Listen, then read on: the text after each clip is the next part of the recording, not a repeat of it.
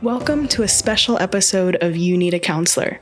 As our frequent listeners know, this podcast is a place where we talk with people on the fence about starting counseling. We invite people to learn more about the counseling process and hear personal experiences in hopes of helping them overcome barriers that keep them from counseling. Today, however, we are partnering with another Heart and Solutions project known as You Need a Training. This podcast, while it can still be listened to by anyone, is more specifically designed with mental health counselors and other helping professionals in mind. In these special episodes, we will explore a variety of topics designed to enrich the professional experiences of mental health providers. These topics will include trainings on treatment modalities, information about working with particular populations, therapeutic interventions, and other special interest trainings. Some of these episodes will even be eligible for continuing education credits for those that need them, so be sure to listen closely. Please feel welcome to stick around for this episode, but do note that it will be different from the content you are used to receiving on this channel. If you're sticking around today, and we sure hope you do, get ready for engaging, thought-provoking conversations because we all know you need a training. Hello, welcome to another episode of the You Need a Training podcast. I am Dr. Colleen Grote, the Vice President of Therapy at Heart and Solutions.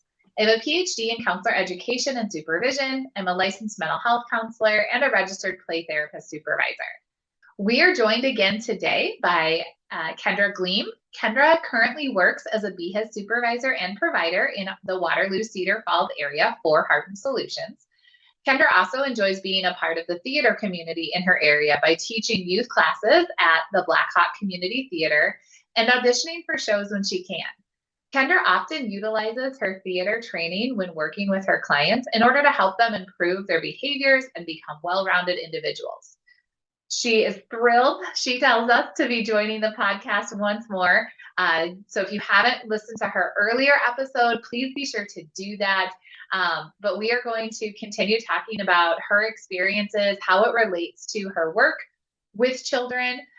So again, if you haven't listened to that first episode with Kendra, please be sure to go check that out, because today we're going to continue a conversation about how theater can be used to help children, specifically children on the autism spectrum, become well-rounded individuals, work on improving their behavioral challenges. So Kendra is skilled at utilizing theater techniques and helping children learn to utilize those techniques to be able to better build their social skills, work on things like active listening, conflict resolution, and many important skills. So today we are going to focus on how to learn to comfortably apply theater techniques within a clinical setting to assist your clients, how to identify multiple games that can be utilized for various skill building, and learn how to apply theater techniques to everyday scenarios and interaction. And you guys, I can tell you firsthand, since we recorded the first episode until today, I was really fortunate to get to spend some face-to-face time with Kendra, and she utilized some of these interventions with me and some others, and they really were a great experience. So Kendra, I can't wait to hear what you have to share with us today. Awesome. Thanks for having me back. Our retreat that we did where we got to do some theater games was really fun. And I know sometimes it scares people when, we're not all theater people. I love the arts. I love doing theater. It's for me. But a lot of people don't realize that some of these games that we use in our work. So a lot of play therapy, when I've taken trainings in the past for play therapy, I'm like, this is a theater game. Do they know this is a theater game? I'm like, did you know that this is actually based in theater? It's so much fun. But because theater is play, it's creativity, it's working on your feet, it's coming up with creative ideas to apply to your own personal life. So it is really cool how much theater actually is a part of our everyday life, and we just don't realize it. A lot of people think theater is play pretend, you know what I mean? Like we're pretending to be something else. But actually, a lot of times we are applying our real life, experiences to what we are putting into our theaters.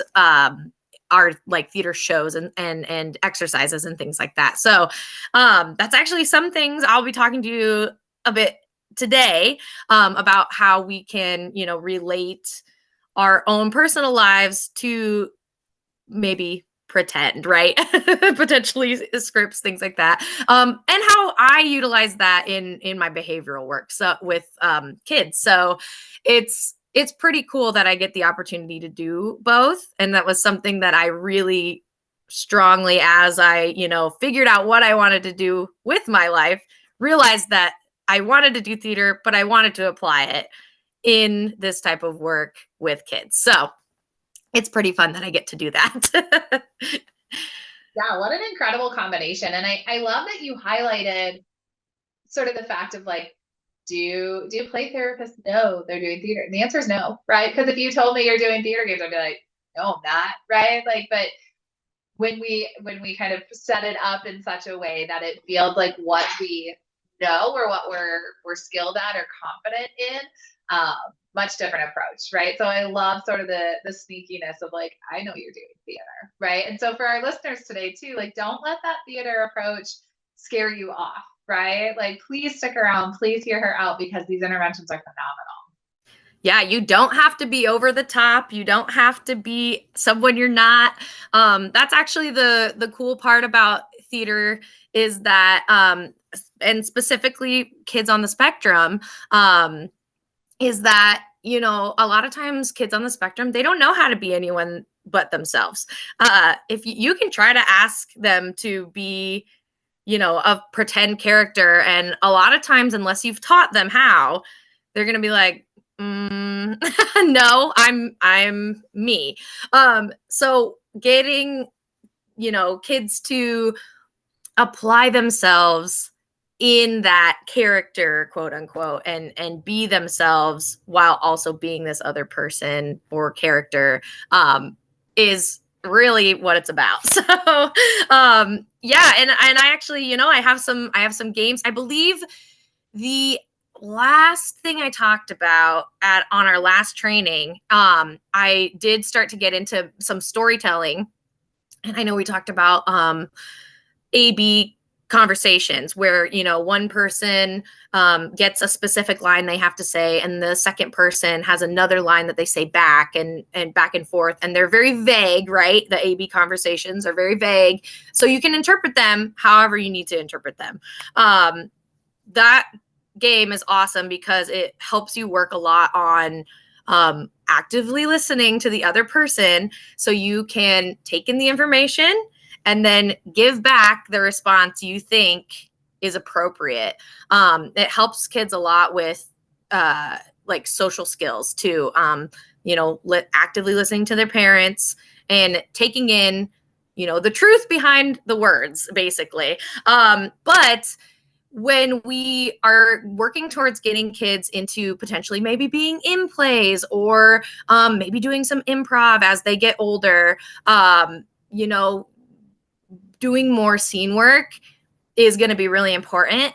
So that's kind of what I want to talk about today is doing some more improv-y type, scene type work that can be applied in a behavioral setting as well.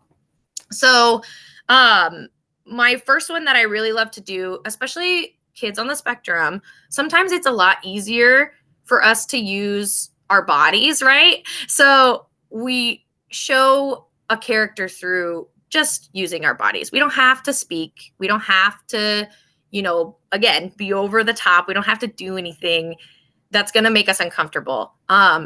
So first, building that trust in a classroom is huge. We always will build up to these activities. We never ever start with these activities. The ones I'm going to talk about are building up to, basically. And a lot of these activities I'll talk about are for more, I would say, probably 11 and up. You can alter them to be for younger kids, but a lot of times I would suggest doing ages 11 and up, just because they are a bit harder and it takes skill building to get to these. So building off of our last podcast, right? So the first one I really like, and I actually wanted to do it at the retreat, but we ran out of time, is called negative space. So this is where you get a group of kids. Let's say you have a small group of kids, right? You only have maybe 6 kids in a classroom. You would get half of the class to get up and make a pose. That's what I always say. I say, just make a pose. And it doesn't have to be anything wild or crazy. You know, some kids' poses may literally just be them standing there. That's fine. You know, we'll come up with other stuff as we go. And some kids just need to see other kids doing the activity and creating thoughts or be given some ideas in order for them to move forward and come up with their own stuff. So I know I've had students who are like really obsessed with Monster High right now. So they've become a character they've seen on the TV, right? And I'm like, that's great. Go for it. I do a lot of yes anding. That's what we do in improv, right? Yes and yes, yes, yes. We are building on what you've said. So with negative space though, like I said, we're not speaking, at least not right away. So once these kids are up there, then I, depending on the group, will ask, what do you think they're doing in this scene here? And the kids who are, let's say 3, the kids who are in the audience have to come up with, well, I think that person is doing this, or I think that person is doing this. And then we create a scene collaboratively in order to have them then act it out if they feel comfortable. Sometimes, like if you have that kid who's just standing there, someone might say, I think that kid's a tree. And okay, that's all right. They're a tree. So when I say, you know, act out what we've just created, basically, I give them 10 seconds to act out their characters. So the person who's a tree, if that's what they feel most comfortable with, just standing there being a tree, that's okay. You can just stand there, maybe sway a little, like if you're in the wind or something, or maybe they get a boost of bravery and they're like, I'm actually a talking tree now. So they start talking and blah, blah, blah, blah. You know, they start interacting with the people around them. Again, a lot of times we have to build up to that. It takes a lot of getting through awkwardness, having one kid or one person, a lot of times that person is me, being a little bit over the top and being goofy in order to show that it's okay. We're in a safe space. It's okay. And with kids with sensory needs, like kids on the spectrum, sometimes this activity, once we feel comfortable being these characters, can get a little loud. So I always remind everyone, quiet voices, right? Our characters don't need to be screaming. Our characters don't need to be, you know, harshly yelling or anything like that. We can use quiet voices, just so that way we're not overstimulating some of our students and making it uncomfortable. So, but then, so after we've done all of that, right? This is only the beginning of this activity. Then after their 10 seconds, I tell them to freeze and whatever position they're in, because sometimes their characters move, right? They're now in a new position. And I tell the audience kids to go fill in the space. They have to fill in that negative space. So they're going up and maybe one person is like pretending to hug the other person, or one person, I know I get a lot of kids who like to lay down in between legs, right? So they'll lay down in between the legs, or they'll do a funny pose around their friends. And then I tell them to freeze, stay there. And then I tell the original 3 to leave. So they have to now leave the space and come back into the audience. And then I tell them the same thing. What do you think they're doing here? And the kids are always like, what? No, I had something else in mind. And I say, I know you did. And now we're changing it. So it causes them to have to use their creativity to come up with a different scene. You know, they're communicating with one another about the scene ahead. You know, they're trying to decide maybe what's appropriate for the statues that are there, you know. It's one of my very favorite games. It's a lot of teamwork building, and you can adjust it for larger groups or even smaller groups. Like sometimes I might only have 4 kids in class. that's okay. I now get to participate too.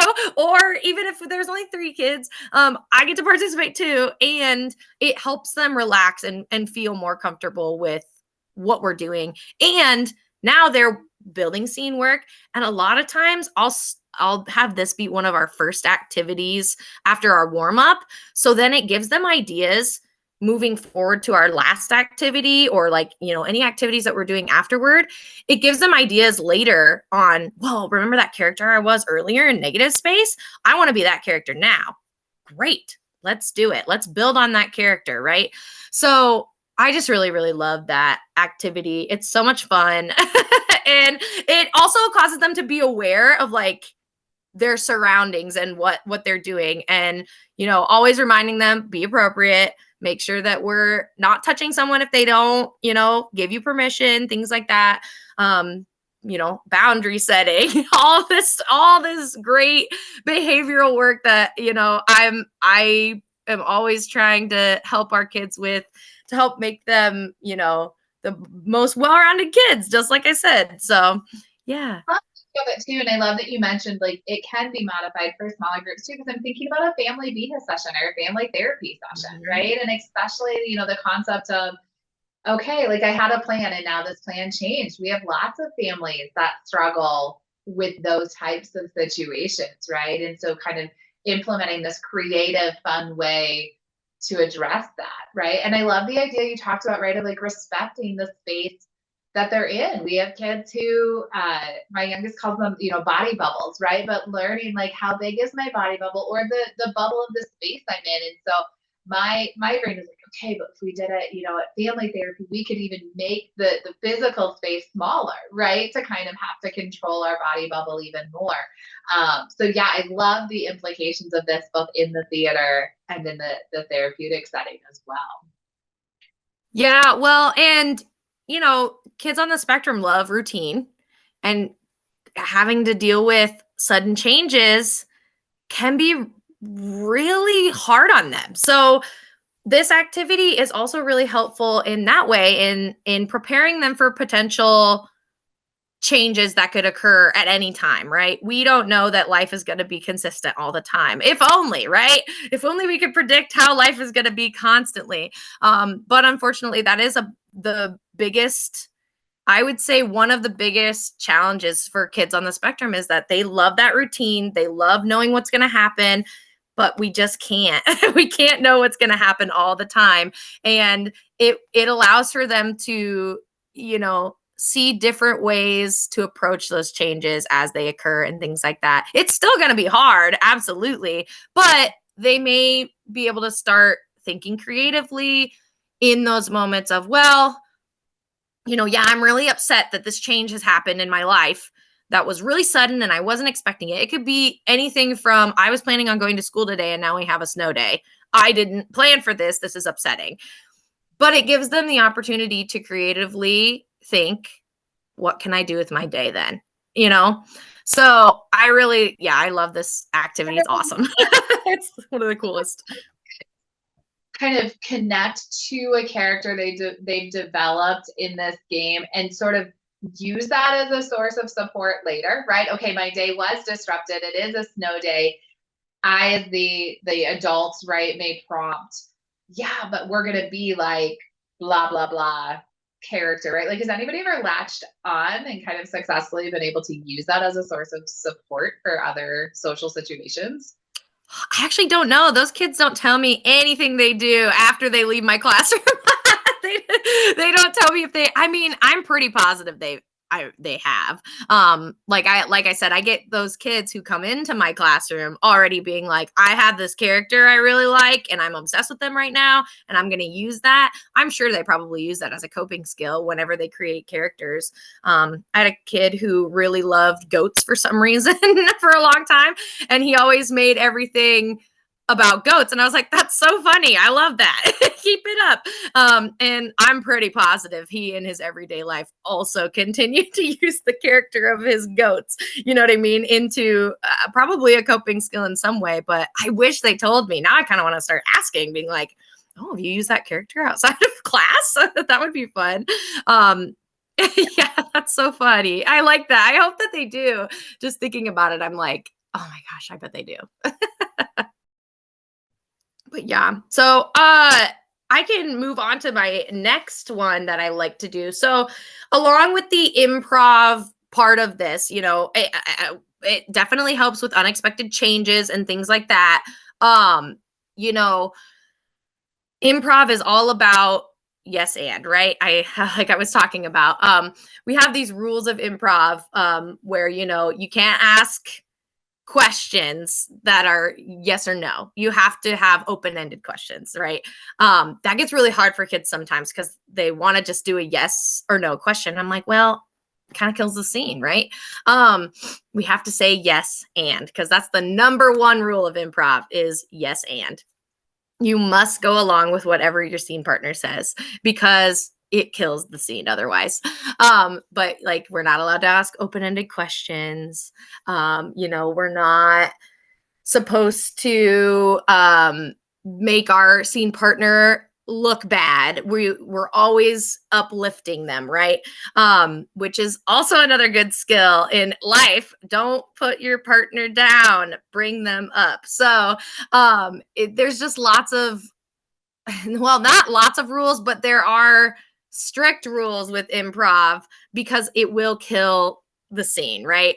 And so we always want to make sure that we're paying attention to the rules. And that's a lot of times why I'm there is as the teacher is, I'm teaching them these improv skills. I'm teaching them these improv scenes. I'm teaching them all this stuff. So that way, if we go astray, I can be like, oh, remember rule number whatever, and point to the poster that I've made that's like, see, here's this rule, right? And so one of my very favorite improv games that we play is called Why Are You Late? It's a good warm-up because kids love to, talk about why people are in trouble.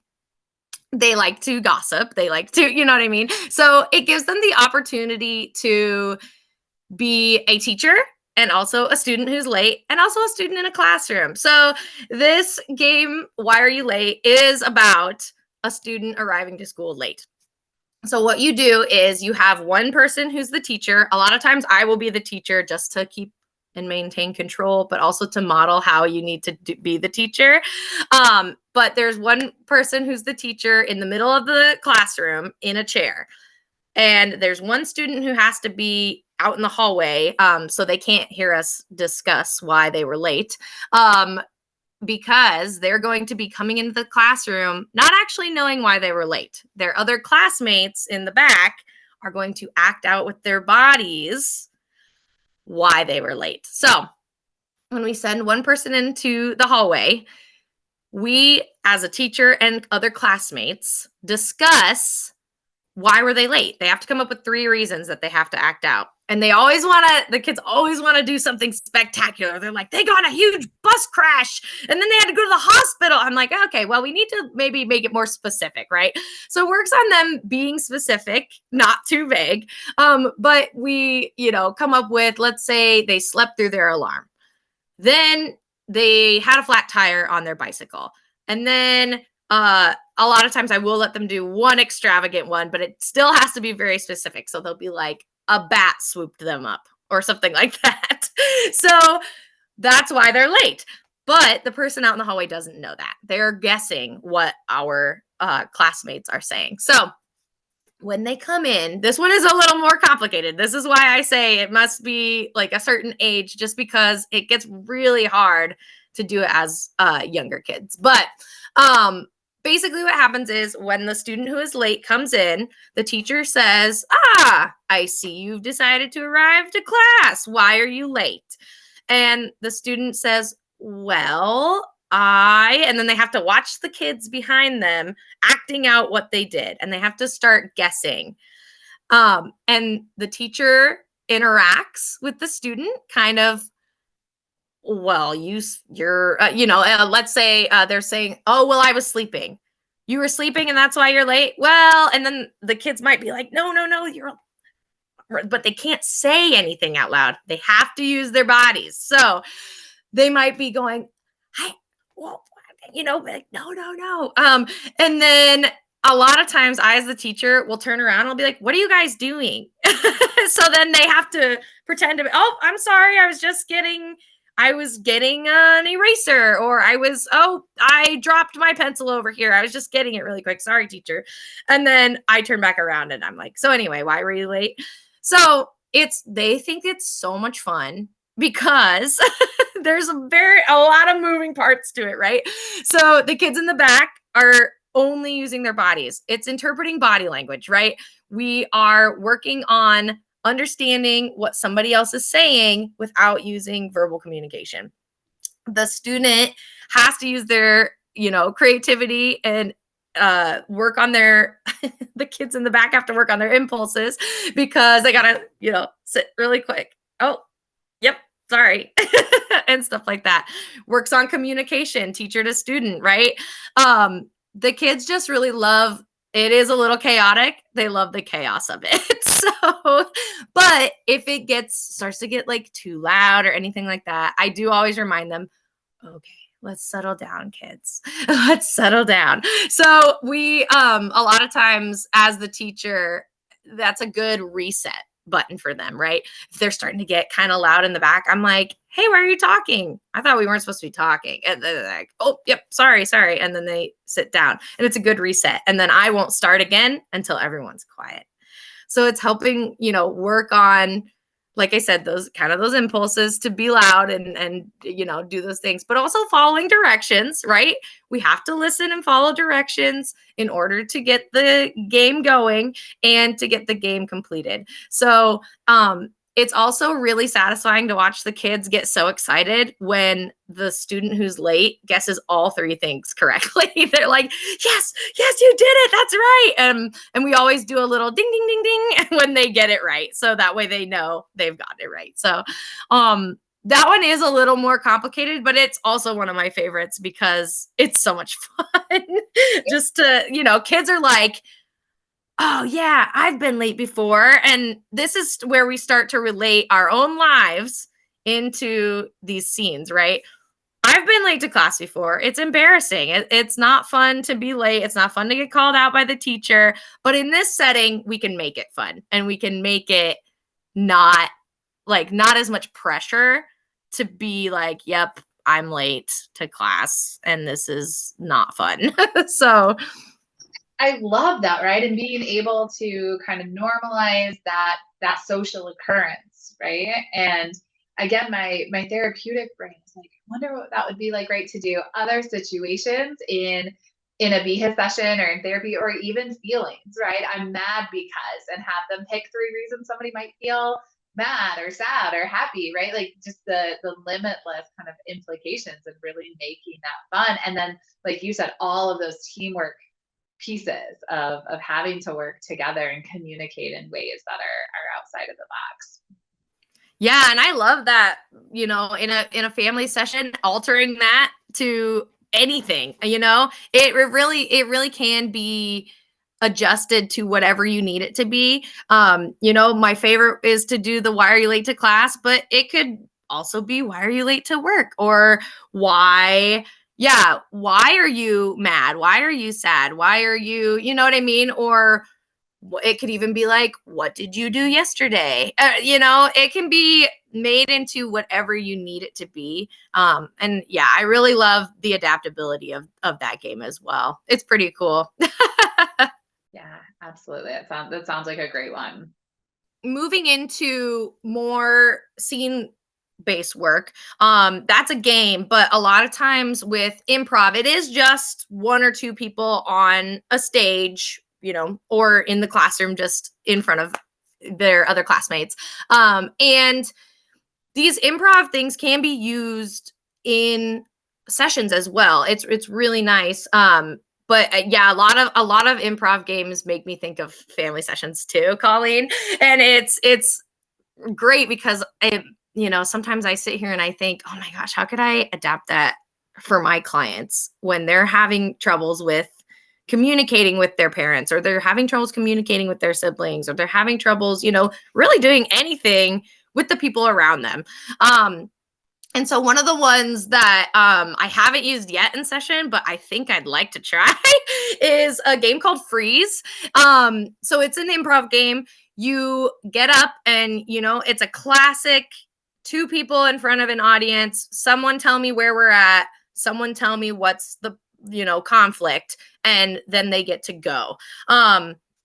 We always have one person be the designated starter of the scene. They get a couple seconds to think, how do I want to start this? Okay, let's go.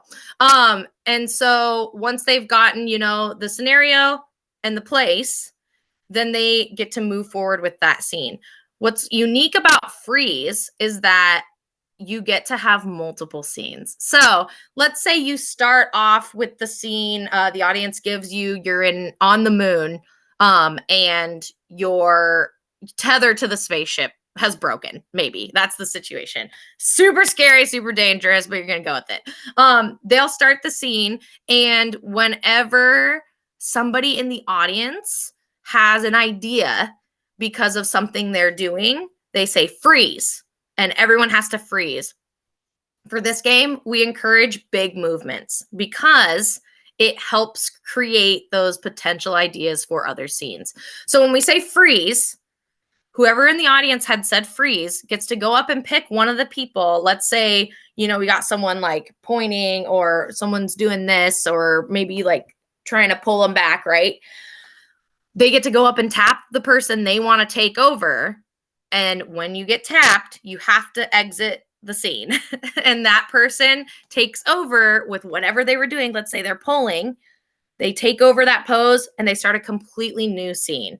And they are now creating the situation and the conflict. So the person that they're in the scene with now has to change.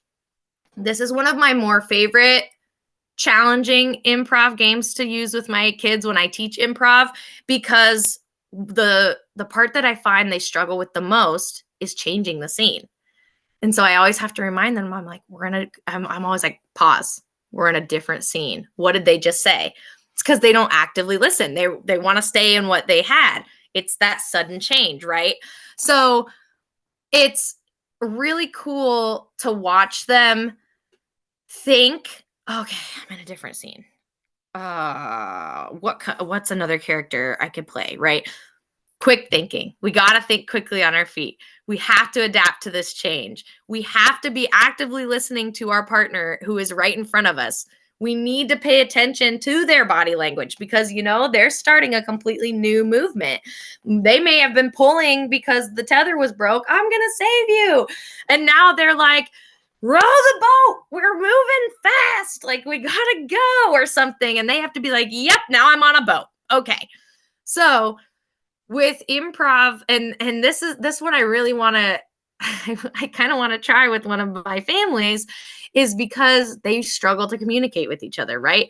So this causes them to have to listen to each other. They have to adapt to what the other one's saying, and they have to jump in full force, right?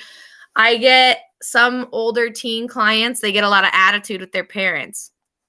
This causes them, they have to yes and. They can't say no. It's a big one for some of my clients. They want to say, no, that's a dumb idea, or no, I don't like that you are doing that, or I don't like that you approached it that way, or I don't like how you're doing this game that we're playing, or, it's a lot of no against my parents.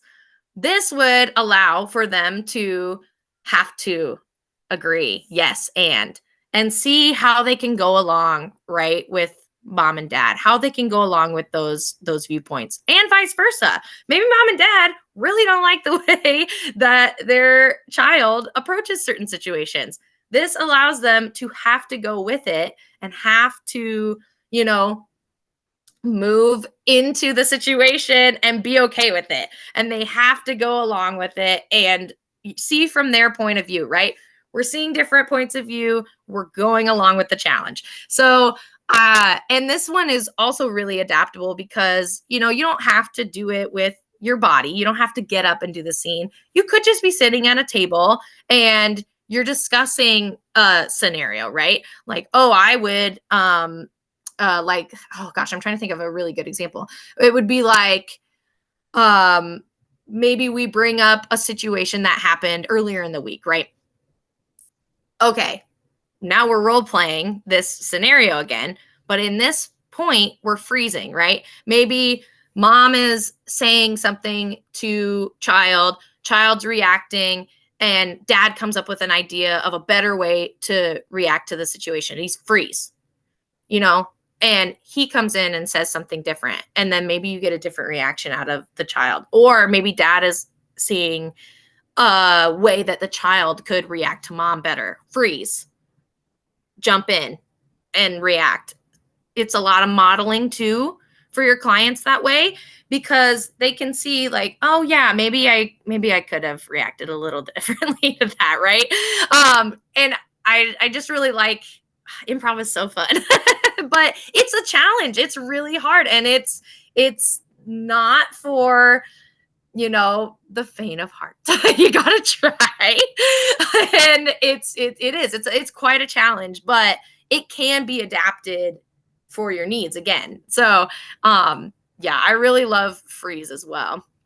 Absolutely. And I love what you were saying too, of like sometimes we get so caught up in how we're going to respond, right? Okay, I know mom is gonna say I shouldn't have done whatever, right? And we get so caught up in I'm gonna say that it was this.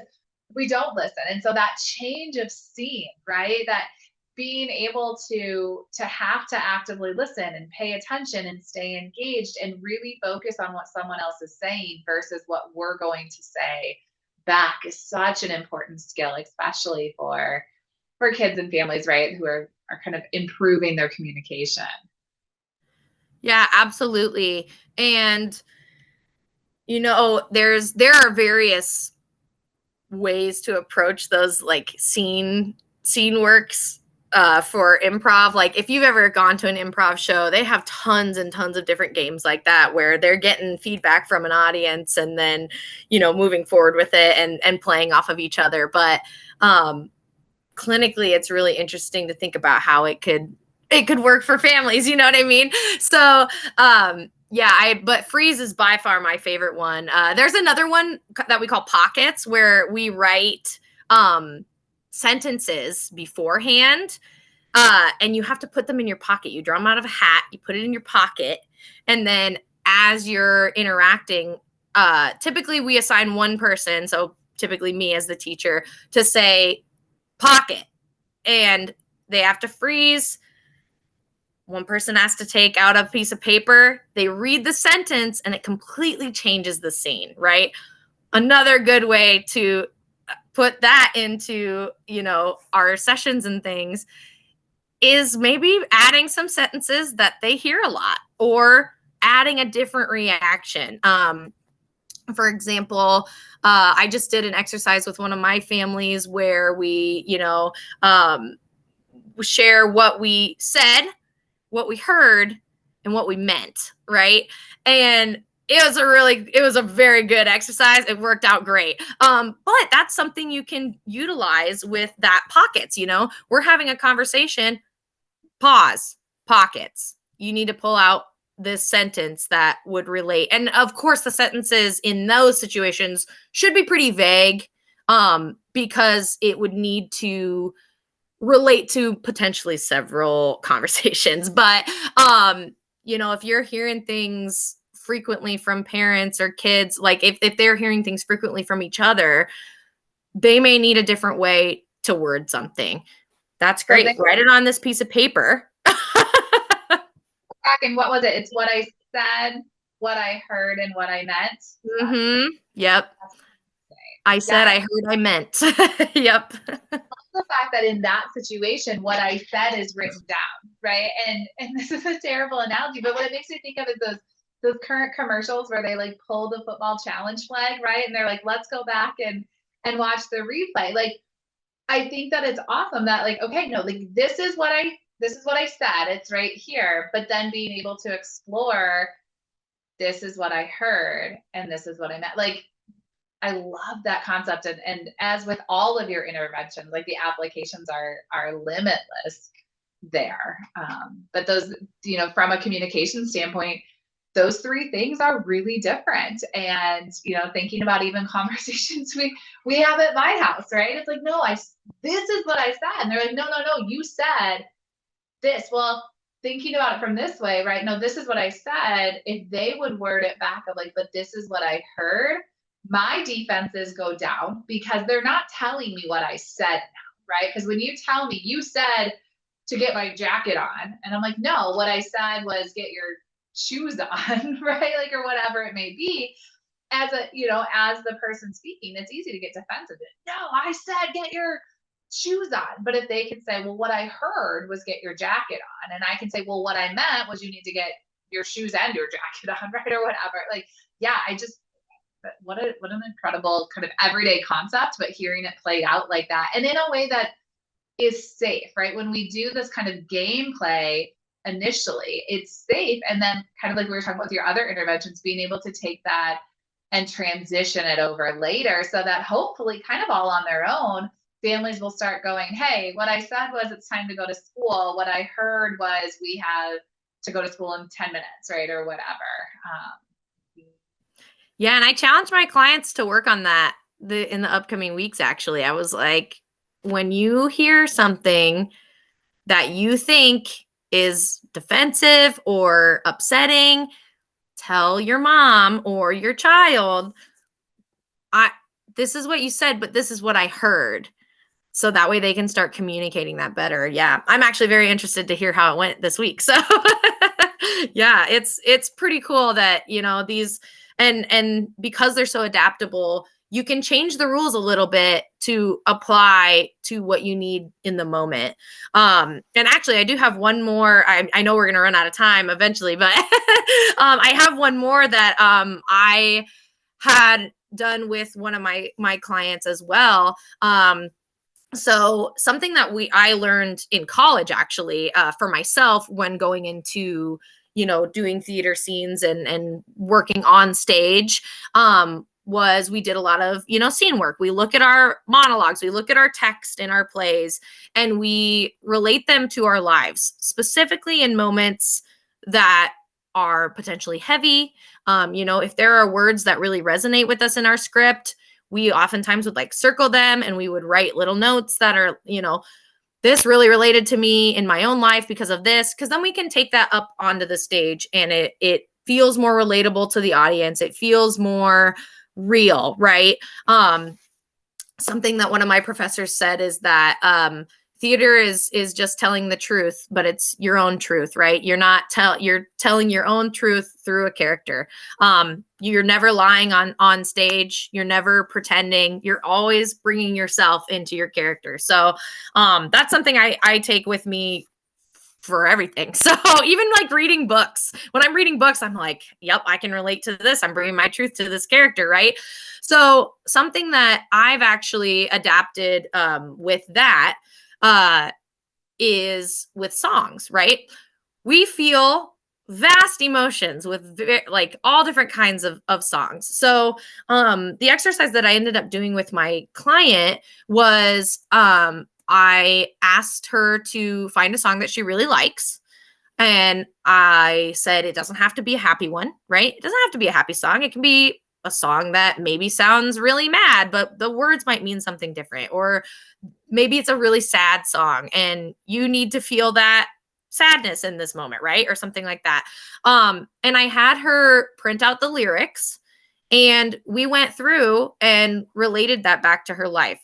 And she was then able to kind of feel a little bit more deeply when she listened to the song, but it also gave her a different perspective on the song because she, was like, well, I mostly just listen to this song because it sounds sad. And I'm like, okay, it sounds sad, but are the words sad? Because I know plenty of songs that sound sad, but are actually pretty happy, right? Or same with, there are lots of upbeat, happy songs that are actually, when you look at the lyrics and like actually think about it, it's pretty sad. Or like you can tell there's lots of anger in that song, but it's really upbeat. And you're like, this is kind of weird that I know all these lyrics, but the meaning is different. Though the song I actually like to bring up for that is Closing Time. Have you ever heard that song?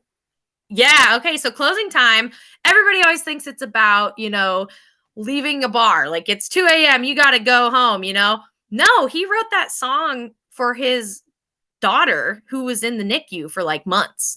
He wrote it about his own child, and it's about a baby. Like when I found that out and I listened to it again, I was like, what? This is completely different now. Now I can never listen to this song the same again, right? Completely changed my viewpoint on that. So, yeah, so what we do, is you can take paragraphs of text, or you could take a song and you can sit down and just read it line by line. How does this relate to my life? How does this make me feel? How does this make me feel about other people, maybe? Or does this remind me of somebody else? And then when you're, singing that song, or in this context, when we get up to perform a scene with our scene partners, what we're doing is we're remembering those things that we wrote down, not saying them, just remembering them and feeling it in the moment. We're attaching the meaning behind the words. So that way, when we're speaking to our scene partner, they can feel the realness behind our words. They can feel our feelings, right? It's understanding that empathy, bringing in the empathy. So, and sometimes younger kids, they need to be taught how to be empathic to other people.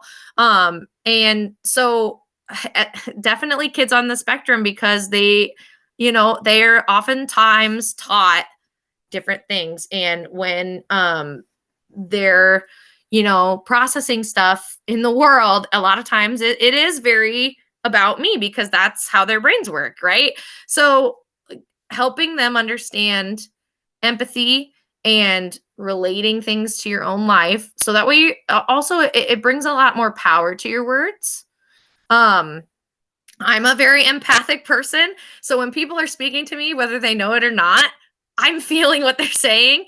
I tell people a lot of times that when I walk into a room, I can feel the energy. It's very odd. I wish I could share what I feel when I walk into a room with people. A lot of times it's how I know my clients have had a bad week. I'll knock on the door, and just by them answering the door, I'm like, it was a rough week, wasn't it? And they're like, how'd you know? I'm like, I just felt the energy. It's like it hit me, So getting to do this type of work where you relate your own life to the words that you're speaking, even though they're not your words, I think is a really cool way to help teach kids that empathy, and help teach them, how your words affect other people, and how you say them affects other people. Yeah. I love that perspective taking piece of that too, right? Again, thinking from a session focus, right? And whether that's with siblings or parents and children, or even individuals, right? Like looking at common songs or statements or whatever it may be, right? Even things that maybe another family member has written. My brain also goes to the wonderful world of social media, right? And posts that maybe have upset an adolescent, right? And looking at it of, okay, like let's take this line by line.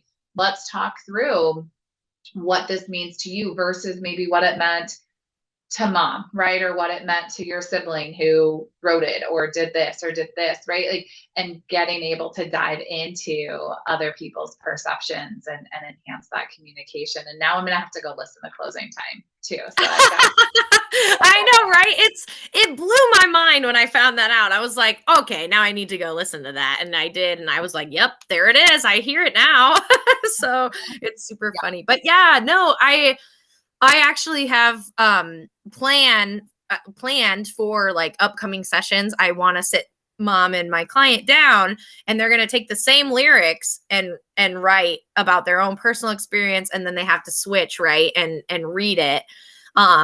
as long as they're comfortable with it. But it's one of those things where it's like you can get two very different perspectives on the same words. So it just really, I really do think it helps with understanding somebody better and feeling that empathy that way, or at least sympathizing with somebody else's experience, right? So we're all different. We all come from different environments and experiences and lives. So it's pretty cool how you can hear another person's story with the same words that you're have related to as well. Yeah. Absolutely.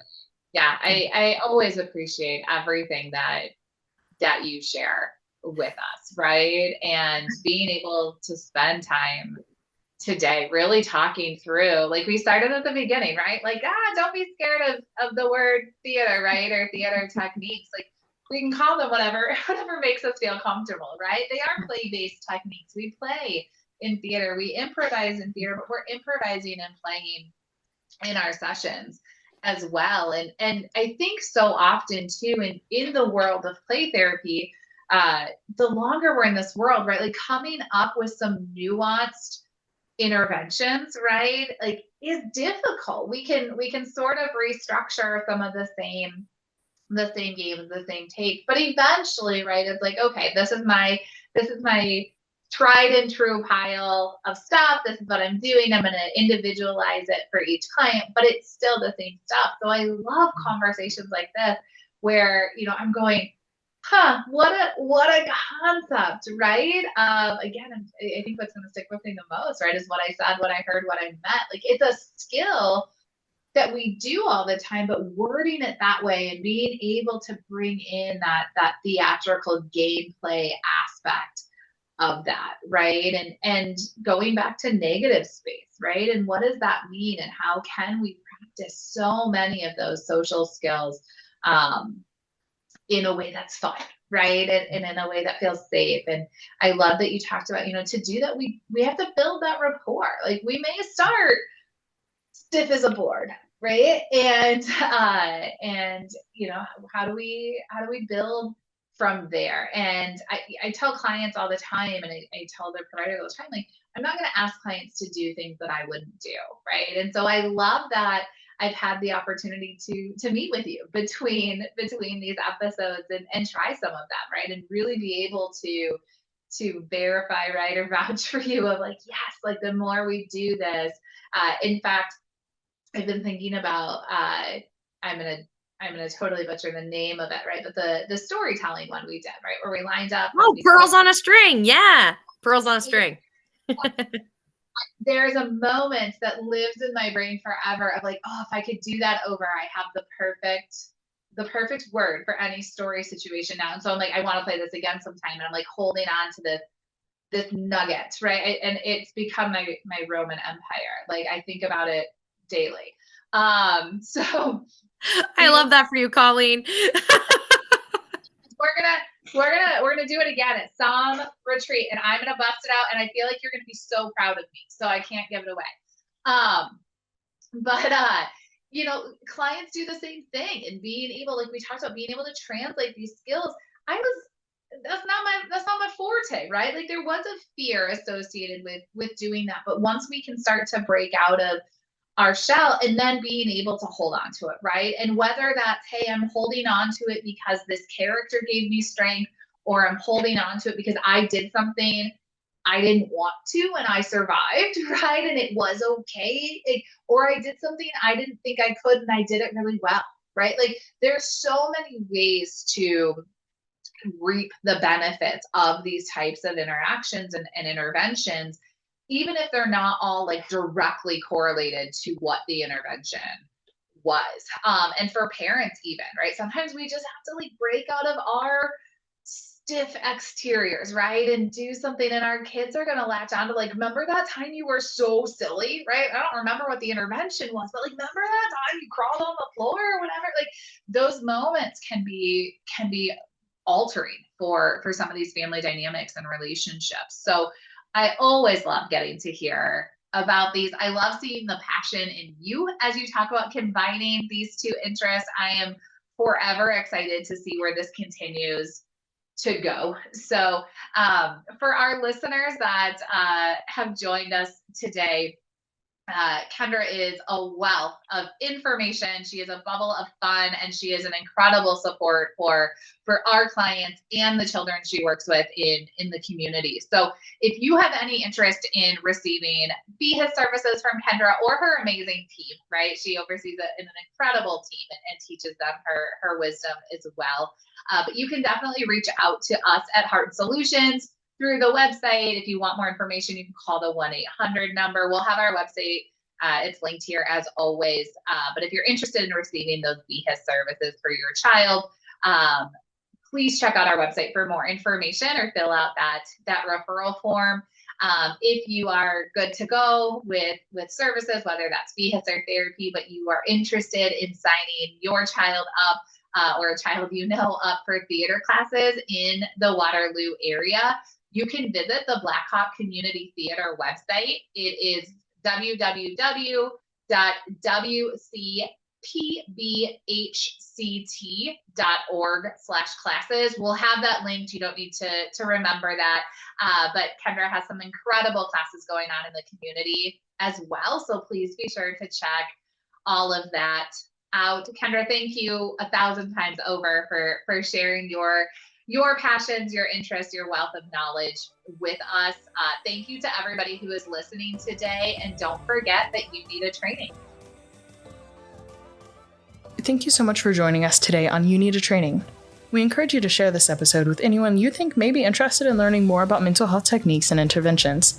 Also, make sure to follow us on Facebook and Instagram to stay up to date with all upcoming training opportunities. And don't forget to listen to our other podcast, You Need a Counselor, where we talk with individuals around the world about their counseling experiences. Heart Solutions is proud to provide CE-eligible trainings for our counseling community. This training may be eligible for continuing education credit hours through either the National Board for Certified Counselors, provider number 7376, or the Association of Play Therapy, provider number 21-645. To obtain CE hours for today's training, be sure to follow the steps in the description below.